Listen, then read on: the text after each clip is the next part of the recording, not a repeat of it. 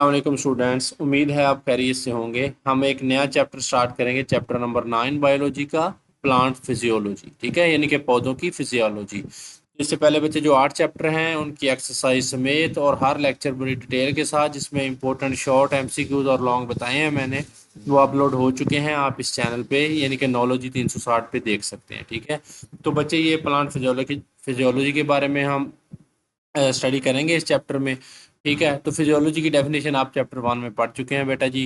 Physio का मतलब होता है फंक्शन, ठीक है, और लॉजी का मतलब होता है स्टडी करना, यानी कि किसी चीज के फंक्शन को स्टडी करना। तो यहाँ पीछे प्लांट लिखा है, तो इसका मतलब क्या है, हमने पौधों की फिजियोलॉजी को स्टडी करना है। ठीक है, तो यहाँ अगर ह्यूमन लिखा होता तो ह्यूमन की फिजियोलॉजी को स्टडी करना था, जैसे दिल की physiology, heart physiology, cardiac physiology जिसे हम बोलते हैं।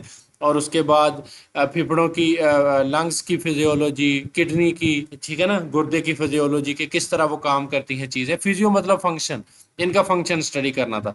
तो बात यहाँ पे प्लांट की है, तो इस चैप्टर में हम सिर्फ पौधों के बारे में पढ़ेंगे, इंसान के या जानवर के किसी भी फंक्शन के बारे में नहीं पढ़ेंगे। ठीक है, तो बच्चे इस चैप्टर में से, ये चैप्टर इंपॉर्टेंट है, एक लॉन्ग आएगा और उम्मीद है कि बड़ा चैप्टर है, 2 से 3 शॉर्ट भी आ जाएंगे और ये 2 एमसीक्यूज भी उम्मीद आ जाएंगे, यानी कि 10 से 12 नंबर का पेपर आएगा बच्चे। 24 नंबर वाला वैसे ही पास होता है और इतना मुश्किल चैप्टर भी नहीं है।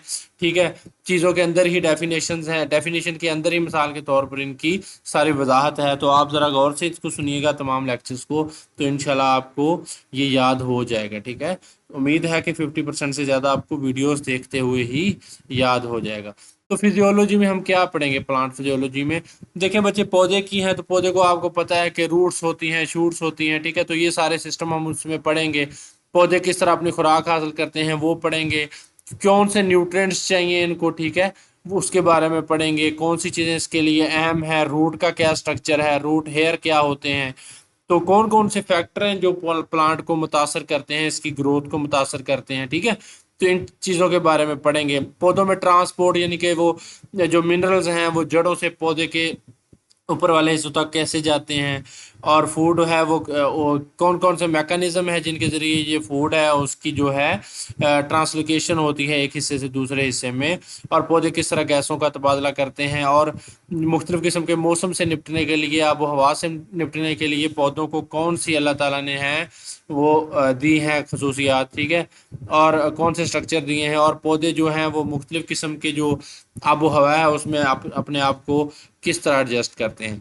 तो इसमें जो सबसे पहले बच्चे जो आएगी डेफिनेशन, यहाँ पे एक बड़ा इंपॉर्टेंट शॉर्ट क्वेश्चन आता होता है बच्चे, कि differentiate between autotrophic organisms and heterotrophic organism. तो ये तो मैंने पहले चैप्टर में ही आपको बता दिया था कि लफ्ज को समझेंगे तो डेफिनेशन आप खुद भी लिख सकेंगे।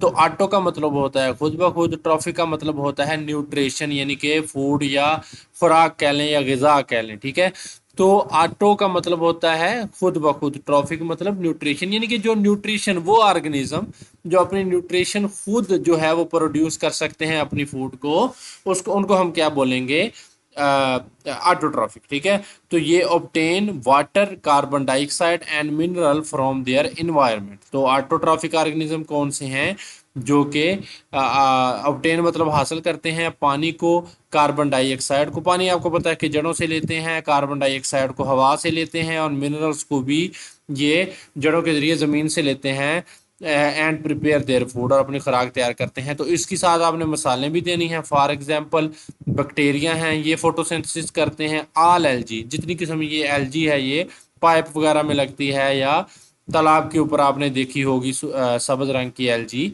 तो जो तह बना देती है ऊपर, ये वाली।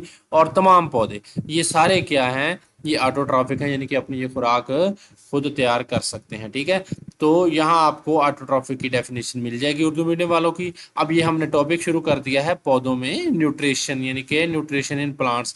तो ऑटोट्रॉफिक जानदार अपने माहौल से पानी, कार्बन डाइऑक्साइड और मिनरल हासिल करते हैं, अपनी खुराक खुद तैयार करते हैं, मतलब बैक्टीरिया, एल्गी और तमाम जो हैं पौधे। तो बच्चे ये थे ऑटोट्रॉफिक, ऑटो मतलब खुद ब खुद, ठीक है। और हेट्रो, हेट्रो का मतलब होता है अदर या डिफरेंट। ठीक है, तो यानी कि जो अपनी खुराक खुद नहीं तैयार करते, दूसरों पर इन्हसार करते हैं, दूसरों से लेते हैं। ठीक है, उनको हम हेट्रोट्रॉफिक बोलेंगे। They obtain their food from other organism. कौन से ऑर्गेनिज्म? यानी कि जो अपनी खुराक दूसरों से लेते हैं उन्हें हम क्या बोलते हैं? हेटरोट्रॉफिक। तो इसकी मिसाल क्या है? बैक्टीरिया है, कुछ बैक्टीरिया है बेटा जी, ठीक है, और प्रोटोजोआन्स हैं। प्रोटोजोन्स आपको पता है कि आपने प्रोटिस्टा में इनके बारे में पढ़ लिया है, और फंजाई है, और तमाम एनिमल्स हैं। हम बजाते खुद एनिमल्स में ही आते हैं कि हम अपनी खुराक फोटोसिंथेसिस या किसी भी प्रोसेस के जरिए खुद तैयार नहीं कर सकते, हम दूसरे जानवरों पर इन्हिसार करते हैं।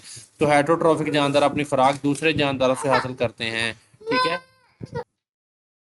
तो इसकी मिसालें आप देंगे, जैसे बैक्टीरिया हैं, प्रोटोजोन्स हैं, और फंजाई, और तमाम जानवर। तो आपने इसकी मिसालें देनी, बड़ा इंपॉर्टेंट बच्चे, शॉर्ट क्वेश्चन है, ठीक है, बोर्ड में ये बार बार रिपीट हुआ है। तो अगली जो डेफिनेशन बच्चे आप करेंगे वो करेंगे आप न्यूट्रिशन की, ठीक है। न्यूट्रिशन की डेफिनेशन इंपॉर्टेंट है। तो न्यूट्रिशन इन प्लांट्स अगर हम देखें बच्चे, तो न्यूट्रिशन की डेफिनेशन क्या है? इंपॉर्टेंट है। तो न्यूट्रिशन की डेफिनेशन आपने यहां से करनी है। न्यूट्रिशन और न्यूट्रिएंट्स में क्या फर्क है, ठीक है ना। न्यूट्रिशन का क्या मतलब है बच्चे? न्यूट्रिशन मींस द प्रोसेस, यानी कि वो अमल है इन विच फूड इज प्रिपेयर्ड, खुराक को तैयार किया जाता है, और ऑब्टेन्ड या फिर हासिल किया जाता है। ऑटोट्रॉफिक तैयार करेंगे, हेटरोट्रॉफिक ऑब्टेन करेंगे, जाहिर बात है हासिल करेंगे किसी न किसी से, and converted into body substances for growth and energy, ठीक है। तो यहाँ तक आप लिखेंगे किसकी तारीफ? न्यूट्रिशन की। यानी कि न्यूट्रिशन का क्या मतलब है? जिसमें खुराक को तैयार किया जाता है या हासिल किया जाता है, और बॉडी के जो मुख्तलिफ सब्सटेंसेज हैं उनमें इनको बदल कर जो ग्रोथ है और एनर्जी के लिए इसको इस्तेमाल किया जाता है। तो ये न्यूट्रिशन की तारीफ है, जिसको हम तगजिया भी बोलते हैं। इससे मुराद वो अमल है जिसमें खुराक तैयार की जाती है या हासिल की जाती है, और नशोनुमा और जिस्मानी और तवानाई के लिए जिस्मानी मादों में तब्दील किया जाता है। तो यहाँ तक आप इसकी डेफिनेशन करेंगे। उसके बाद डेफिनेशन आ जाएगी न्यूट्रिएंट्स की, ठीक है। तो न्यूट्रिशन एक प्रोसेस है, न्यूट्रिएंट्स वो हैं, क्या है? ये सब्सटेंसेस हैं जो कि हमें चाहिए होते हैं, या पौधों को चाहिए होते हैं, या जानवरों को। न्यूट्रिएंट्स आर दी सब्सटेंसेस, वो मादे हैं रिक्वायर्ड बाय ऑर्गेनिज्म, जो ऑर्गेनिज्म को चाहिए एनर्जी के लिए, ग्रोथ के लिए, रिपेयर यानी कि मरम्मत के लिए, और मेंटेनेंस के लिए। तो ये न्यूट्रिएंट्स के बारे में हो गया, ठीक है। तो न्यूट्रिएंट्स क्या है? गजाई मादे हैं, वो मादे हैं जो जानदार को तवानाई, नशोनुमा, मरम्मत और बका के लिए चाहिए होते हैं। तो ये न्यूट्रिशन और न्यूट्रिएंट्स में फ़र्क है। ऑटोट्रॉफिक और हेटरोट्रॉफिक का फ़र्क, न्यूट्रिशन और न्यूट्रिएंट्स में फ़र्क हो गया, ठीक है। आगे हम शुरू करते हैं पौधों में मिनरल न्यूट्रिशन, क्योंकि हम प्लांट फिजियोलॉजी के बारे में पढ़ेंगे। तो सबसे पहले हम देखेंगे कि पौधों को कौन से जो मिनरल्स हैं अपनी न्यूट्रिशन के लिए वो दरकार होते हैं, ठीक है बच्चे। तो मिनरल न्यूट्रिशन इन प्लांट्स, तो बच्चे ये इसको लॉन्ग भी बना कर दे सकता है, इसमें डेफिनेशन भी बड़ी खास है, ठीक है। तो मिनरल न्यूट्रिशन इन प्लांट्स में आपको अगर आएगा तो आपने मैक्रो न्यूट्रिएंट्स में आगे बताता हूँ, और माइक्रो न्यूट्रिएंट्स के बारे में आपने कुछ ना कुछ आपने थोड़ी बहुत चीज़ें लिखनी है, ठीक है। अमूमन इसमें से शॉर्ट क्वेश्चन आते हैं। तो आपको पता है कि जो पौधे हैं वो एक प्रोसेस है जिसके जरिए अपनी फूड हासिल करते हैं, जिसे हम बोलते हैं फोटो सिंथेसिस। फोटो का मतलब है लाइट, सिंथेसिस का मतलब है बनाना, ठीक है। तो फोटोसिंथेसिस के जरिए अपनी जो खुराक है वो तैयार करते हैं। They use sunlight to turn carbon dioxide, ये सनलाइट को यूज करते हैं और कार्बन डाइऑक्साइड और वाटर को किस में कन्वर्ट करते हैं? इस्तेमाल करके शुगर में, यानी कि अपनी खुराक बनाते हैं ग्लूकोज की सूरत में, ठीक है। तो पौधे क्या करते हैं कि फोटोसिंथेसिस के अमल से अपनी खुराक खुद तैयार करते हैं। काम क्या करते हैं कि सूरज की रोशनी इस्तेमाल करते हैं, हवा से कार्बन डाइऑक्साइड लेते हैं, और पानी से और पानी लेते हैं जड़ों से, और अपनी क्या है? शुगर बनाते हैं, ठीक है। तो ये तो बच्चे हो गई कि फोटोसिंथेसिस ये किस तरह करते हैं, लेकिन इन्हें कुछ ना कुछ चीजें जमीन से भी लेनी होती हैं, ठीक है। तो दूसरे जो बायोमॉलिक्यूल हैं इन्हें बनाने के लिए ये जमीन से भी चीजों को ऑब्टेन करते हैं, यानी कि for the synthesis of other biomolecule, दूसरे बायोमॉलिक्यूल के लिए they need other material from soil, यानी कि सॉइल यानी कि जरखेज जो पार्ट है वहां से लेते हैं। Such materials are called mineral nutrients, ठीक है। तो ये मिनरल न्यूट्रिएंट्स की डेफिनेशन होगी, डेफिनेशन नंबर 5 आज की लेक्चर की, ठीक है। ये इंपॉर्टेंट है, ठीक है। तो पौधे क्या हैं जो हैं वो मिनरल न्यूट्रिएंट्स कहाँ से लेते हैं? सॉइल से लेते हैं। तो दूसरे बायोमॉलिक्यूल बनाने के लिए इन्हें जमीन से मादे लेने होते हैं। ऐसे मादों को मादनी यानी कि हम मिनरल न्यूट्रिएंट्स बोलते हैं। ओके हो गया। तो मिनरल न्यूट्रिएंट्स क्या है? ये जमीन से जज़ब किए जाने वाले वो मखसूस केमिकल हैं जो पौधों की नशो नुमा के लिए ज़रूरी हैं। तो आगे बचे डेफिनेशन नंबर 6 और 7 है, ये बहुत इंपॉर्टेंट है। ठीक है, तो इनके बारे में आपसे जो है अक्सर बोर्ड में पूछा जाता है। एक है बच्चे मैक्रोन्यूट्रिएंट्स, ठीक है, एक है माइक्रोन्यूट्रिएंट्स। तो मैक्रोन्यूट्रिएंट्स वो हैं बच्चे द मिनरल, यहां से आप इसकी डेफिनेशन लिखेंगे। देखें बच्चे, मैक्रो का मतलब होता है लार्ज, ठीक है ना, तो माइक्रो का मतलब होता है स्मॉल। ठीक है, तो मैक्रो न्यूट्रिएंट्स वो होंगे जो लार्ज अमाउंट में पौधों को चाहिए होंगे, यानी कि पौधों को ज्यादा जरूरत होगी। तो मैक्रो का मतलब क्या है, मैक्रो जिस लफ्ज के भी पीछे आ जाए इसका मतलब क्या है, लार्ज। तो न्यूट्रिएंट्स मतलब न्यूट्रिएंट्स यानी कि ऐसे न्यूट्रिएंट्स जो पौधों को ज्यादा मकदार में चाहिए। The minerals which are required in the larger quantities, quantity मतलब मकदार में, are called macronutrients. For example, इसकी मिसालें देनी है, यानी कि वो मिनरल जो पौधों को चाहिए होते हैं इन लार्जर क्वांटिटीज, ज्यादा मकदार में, उन्हें हम बोलते हैं मैक्रोन्यूट्रिएंट्स। उसकी मिसाल देनी बच्चे आपने, कार्बन पौधों को बहुत ज्यादा चाहिए होती है, कार्बन डाइऑक्साइड की सूरत में, आपको पता है कि पौधे हवा से लेते हैं, इसी के जरिए तो अपनी खुराक तैयार करते हैं। हाइड्रोजन बहुत सारे इसके पौधों के जो सब्सटेंसेस हैं उनका हिस्सा है। ठीक है, पौधों के जो बायोमॉलिक्यूल्स हैं, ऑक्सीजन भी इनको चाहिए होती है जब ये अपनी जो है वो रेस्पिरेशन करते हैं। और फास्फोरस चाहिए होती है, पोटाशियम चाहिए होता है, नाइट्रोजन है, सल्फर है, कैल्शियम है और मैग्नीशियम है। ठीक है, तो ये हो गई मैक्रोन्यूट्रिएंट्स की डेफिनेशन और उसकी जो है कौन कौन से मैक्रो न्यूट्रिएंट्स हैं। ठीक है, तो पौधों में वो मिनरल, यहां से आप लिखेंगे मैक्रो की, कि वो मिनरल जो पौधों को बड़ी मकदार में चाहिए होते हैं मैक्रो न्यूट्रिएंट्स कहलाते हैं। मसलन ये आगे उसकी आपने ये मैग्नीशियम तक लिखनी है। ठीक है, उसके बाद बच्चे हैं माइक्रो न्यूट्रिएंट्स। माइक्रो मतलब स्मॉल, न्यूट्रिएंट्स मतलब न्यूट्रिएंट्स, यानी कि वो nutrients minerals which are required in lower quantities, यानी कि जो कम मिकदार में चाहिए, माइक्रो न्यूट्रिएंट्स। इनकी मिसालें क्या हैं, आयरन है, कम मिकदार में चाहिए, मोलिब्डेनम है, बोरोन है, कॉपर है। ठीक है, तो ये बोरोन का आपने देखा होगा कि जो ये जो मिनरल जितने भी नाम लिखे हैं कॉपर के या मैंगनीज के, जिनका बैकग्राउंड है फार्मर से है, आप में से स्टूडेंट्स का, आप जानते होंगे कि ये चीज़ें आप फसलों को बहुत कम मकदार में ही देते हैं। ठीक है, तो इनको ज़्यादा ज़रूरत भी नहीं होती। मैग्नीज है या जिंक है, ये कभी कभार आप पौधों को डालते हैं। क्लोरीन है और निकल है। तो ये सारी चीज़ें बच्चों ऐसे न्यूट्रिएंट्स हैं जो कम मकदार में चाहिए, तो इन्हें हम बोलते हैं माइक्रो न्यूट्रिएंट्स। ठीक है, तो माइक्रो न्यूट्रिएंट्स कौन से हो गए फिर, जो कि स्मॉल अमाउंट में चाहिए पौधों को, यानी कि वो मिनरल जिनकी पौधों को कम मिकदार में बेटा जरूरत होती है, उन्हें हम माइक्रो न्यूट्रिएंट्स कहते हैं। मसलन आयरन, निकल, बोरोन, क्लोरीन, कॉपर, मोलिब्डेनम और मैग्नीज और जिंक। तो इनके बच्चे आपने मिसालें भी देनी है।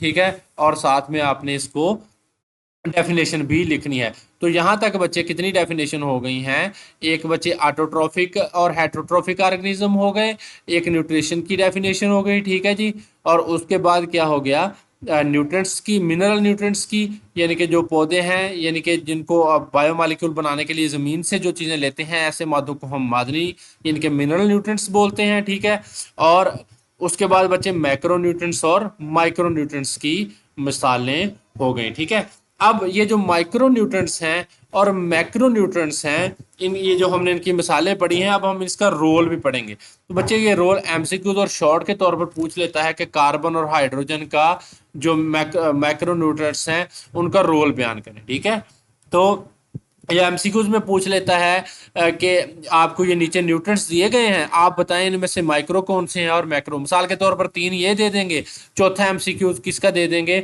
माइक्रो न्यूट्रिएंट्स का, आयरन का। तो बोलेंगे इसमें से माइक्रो न्यूट्रिएंट्स की पहचान करें। तो एमसीक्यूज इस तरह आ सकता है, तो आपने वो 3 छोड़ देने हैं और आयरन वाले पे टिक कर देना है। ठीक है ना, तो इस तरह भी बच्चे आपसे जो है वो सवाल जो एमसीक्यूज है वो पूछा जा सकता है 1 नंबर का। तो शॉर्ट भी ये पूछते हैं कि नाइट्रोजन के और मैग्नीशियम का क्या है रोल बयान करें।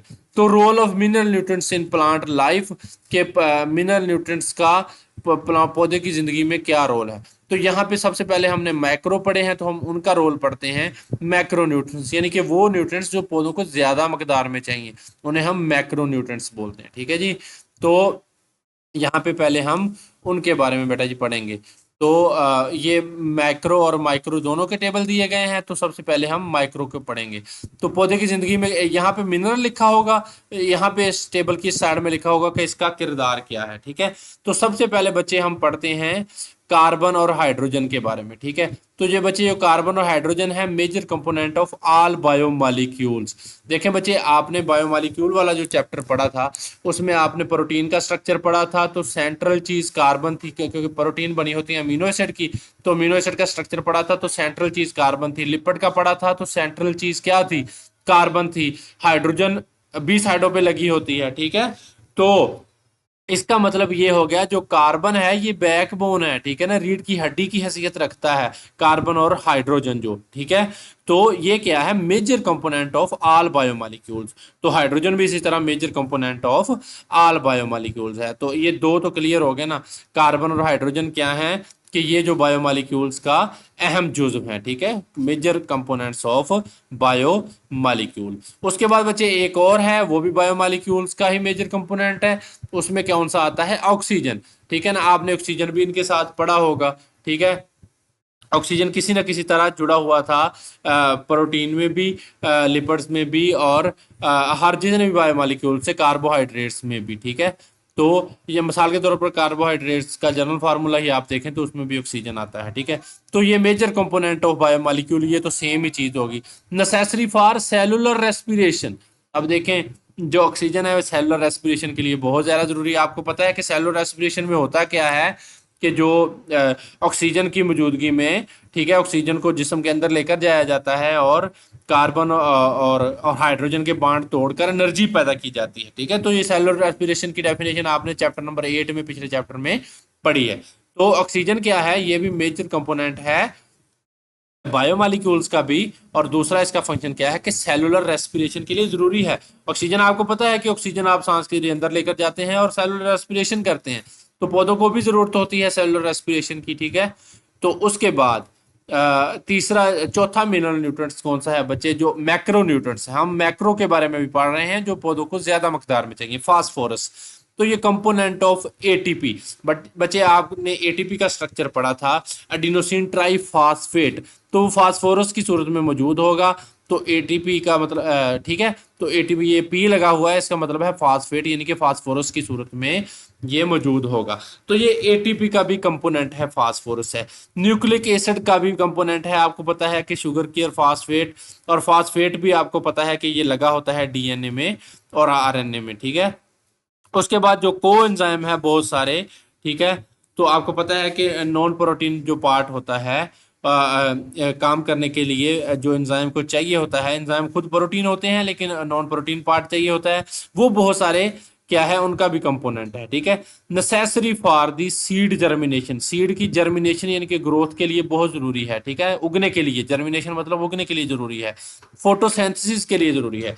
तो फास्फोरस क्या है, ये एटीपी का कंपोनेंट है, ठीक है, एडिनोसिन ट्राइफॉस्फेट का, जो कि सेल की एनर्जी करेंसी है, फास्फेट की सूरत में मौजूद होगा, एडिनोसिन ट्राइफॉस्फेट, ठीक है।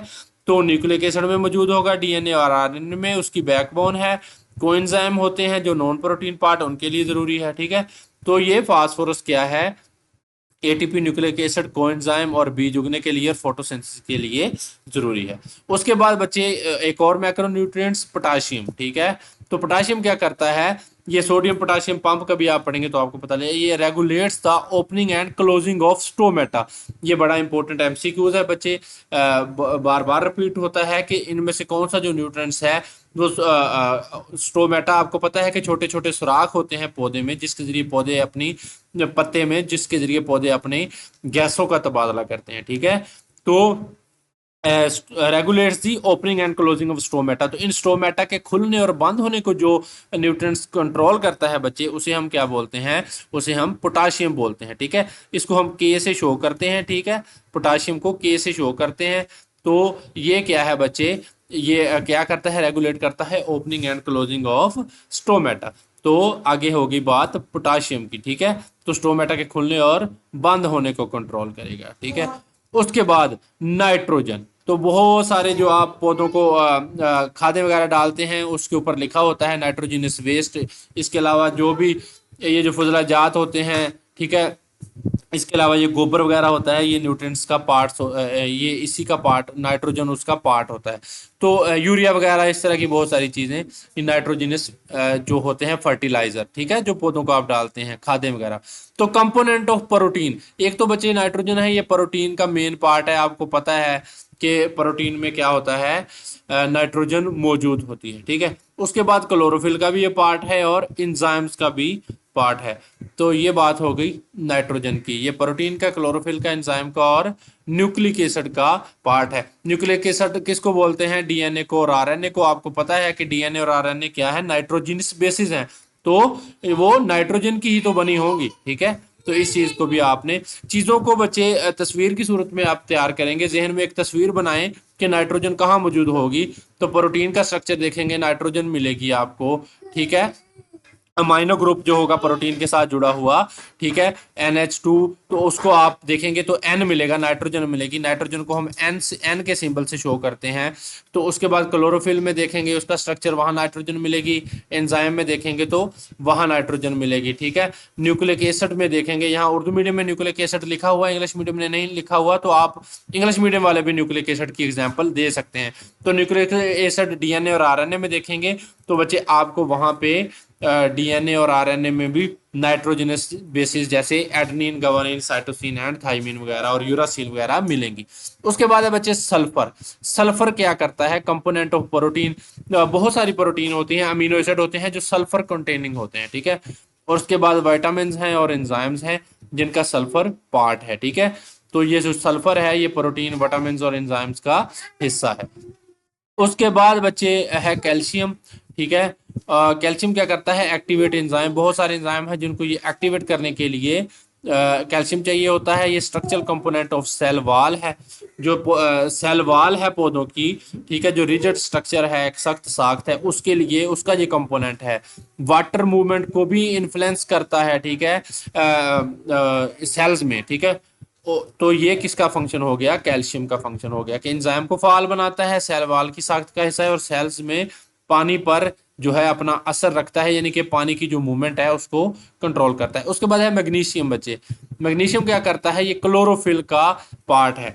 आप अभी नेट से क्लोरोफिल का स्ट्रक्चर देखेंगे तो आपको मैग्नीशियम है उसमें मेजर चीज के तौर पर नजर आएगा, ठीक है। तो इस तरह चीजों की तस्वीर बनाएंगे दिमाग में तो आपको याद रहेगा। तो बहुत सारे एंजाइम्स को भी ये एक्टिवेट करता है। तो ये मैग्नीशियम का क्या हो गया कि क्लोरोफिल का जुज़्व है और बहुत सारे एंजाइम को तो कंट्रोल कर। तो ये बच्चे हो गए मैक्रोन्यूट्रिएंट्स। उसके बाद आएंगे माइक्रोन्यूट्रिएंट्स, यानी कि मैक्रो वो थे जो ज्यादा मिकदार में चाहिए थे पौधे को, और जो माइक्रोन्यूट्रिएंट्स हैं उनका हम रोल पढ़ेंगे जो कम मिकदार में चाहिए होंगे, ठीक है, पौधे को। पहले आयरन है। आयरन किस किस लिए जरूरी है? नेसेसरी फॉर फोटोसिंथेसिस, तो पौधों को अपनी खुराक बनाने के लिए जरूरी है। बहुत सारे एंजाइम्स को एक्टिवेट करता है। मोलिब्डेनम किस काम आएगा? ये एंजाइम्स का कंपोनेंट है, नाइट्रेट्स को अमोनिया में कन्वर्ट करता है, ठीक है। तो जो नाइट्रेट्स चाहिए होते हैं उनको अमोनिया में कन्वर्ट करके प्रोवाइड करेगा, ठीक है। ये जो मैक्रोन्यूट्रिएंट्स पढ़े हैं उसमें नाइट्रोजन और मैग्नीशियम के बारे में हमने पढ़ा है। उसके लिए अलहदा आगे से लेक्चर आएगा नाइट्रोजन और मैग्नीशियम का, ठीक है। उसमें इसको हम डिटेल से पढ़ेंगे, ये लॉन्ग क्वेश्चन है। तो ये काम किसके हो गए? माइक्रोन्यूट्रिएंट्स में आयरन के और मोलिब्डेनम के। ये फोटोसिंथेसिस के लिए जरूरी है और नाइट्रेट्स को अमोनिया में तब्दील करता है। उसके बाद बोरोन है। बोरोन का क्या फंक्शन है कि ये जो शुगर की तरसील है पौधे में उसको यकीनी बनाता है बोरोन, ठीक है। ये बोरोन वगैरह जब डालते हैं, जब पौधा खुराक नहीं ले रहा होता, ग्रोथ नहीं हो रही होती, तो वो ज़राअत वाले आपको बोलते हैं कि आप पौधों को बोरोन डालो, ठीक है। सेल डिवीजन के लिए ज़रूरी है पौधों में और एंजाइम्स के लिए अहम है, ठीक है। तो ये किसका फंक्शन हो गया बच्चे? बोरोन का। शुगर ट्रांसपोर्ट के लिए, सेल डिवीजन के लिए और एंजाइम्स के लिए ज़रूरी है। उसके बाद बच्चे कॉपर। कॉपर है बहुत सारे जो सेवरल एंजाइम्स हैं उनका कंपोनेंट है, ठीक है ना। कॉपर को आपने एज अ को एंजाइम भी पढ़ा था, ठीक है, पौधे के जब आपने वो पढ़ा था एंजाइम वाला चैप्टर। तो ये है एंजाइम्स का हिस्सा। उसके बाद बचे मैंगनीज है, तो ये फोटोसिंथेसिस के लिए और रेस्पिरेशन के एंजाइम को उनके अफ़आल में शामिल है मैंगनीज, ठीक है। तो जिंक का फंक्शन है कि बहुत सारे एंजाइम को एक्टिवेट करता है पौधे के। क्लोरीन क्या करता है, पानी की ऑस्मोसिस में शामिल है कि जब आप ऑस्मोटिक एडजस्टमेंट पढ़ेंगे तो आपको पता चलेगा कि ऑस्मोसिस क्या है। ऑस्मोसिस दरअसल एक ट्रांसपोर्ट ही है पानी की, एक हायर कंसंट्रेशन से लोअर कंसंट्रेशन की। तो ये डेफिनेशन आगे हम पढ़ लेंगे। तो निकल क्या करता है, नाइट्रोजन के मेटाबॉलिज्म के लिए जरूरी है, ठीक है। तो ये चीजें बच्चे आएंगी माइक्रो न्यूट्रिएंट्स में। जो मैग्नीज है ये involve in the activities of enzyme of photosynthesis and respiration, यानी कि जो फोटोसिंथेसिस के एंजाइम है और रेस्पिरेशन के एंजाइम है उनकी एक्टिविटी में शामिल है। जो जिंक है required in large number of enzymes, तो बहुत सारे एंजाइम्स को ज्यादातर ये चाहिए होता है। क्लोरीन है ये पानी की ऑस्मोसिस में हिस्सा लेता है, इन्वॉल्व है। निकल है ये नाइट्रोजन के मेटाबॉलिज्म में, यानी कि पौधे जब नाइट्रोजन को लेंगे अपनी खुराक में शामिल करेंगे, ठीक है, अपनी बढ़ोतरी के लिए इस्तेमाल करेंगे, तो निकल की ज़रूरत पड़ेगी, क्योंकि निकल के ज़रिए ये क्या है, नाइट्रोजन का मेटाबॉलिज्म आएगा। तो ये था बच्चे आज का हमारा लेक्चर प्लांट फिजियोलॉजी, जिसमें हमने स्टार्ट किया कि मिनरल न्यूट्रिशन इन प्लांट्स, यानी कि न्यूट्रिशन इन प्लांट्स पढ़ेंगे तो मिनरल न्यूट्रिशन इन प्लांट्स के बारे में हम पढ़ेंगे। तो ये भी आपको लॉन्ग क्वेश्चन के तौर पर आ सकता है, जिसमें आपने मिनरल न्यूट्रिशन के बारे में लिखना है और मैक्रो और माइक्रो न्यूट्रिएंट्स लिखकर वो आपसे पूछ लेगा कि दरअसल मैक्रो न्यूट्रिएंट्स और माइक्रो न्यूट्रिएंट्स के जो हैं आप फंक्शन लिखे, write down the function of the following micro nutrients and macro nutrients, या सिंपली पूछ लेगा कि दरअसल न्यूट्रिएंट्स के फंक्शन लिखें, तो आपको ने उनके लिखने हैं। तो पहले आप न्यूट्रिशन की डेफिनेशन लिखेंगे और फिर उनके फंक्शन लिखेंगे। चले बच्चे अगले लेक्चर में मिलते हैं। आपके वक्त का बहुत शुक्रिया। और बच्चे चैनल को सब्सक्राइब कीजिए, वीडियो को भी लाइक कीजिए, दोस्तों के साथ भी शेयर कीजिए। बहुत शुक्रिया। और आप चैनल में जाकर पोस्ट ऐप पे जाएंगे तो वहाँ मैंने जो बोर्ड के लिहाज से इंपॉर्टेंट एमसीक्यूज है वो भी अपलोड किए होते हैं, वो भी आप उनको सॉल्व करने की कोशिश किया करें। अगर रॉन्ग भी हो गया तो किसी को शो नहीं होगा, आपके आगे जो है वो आपका रॉन्ग शो हो जाएगा और करेक्ट ऑप्शन भी शो हो जाएगा। ठीक है बच्चे, चलें, बहुत शुक्रिया बच्चे, अल्लाह हाफिज़।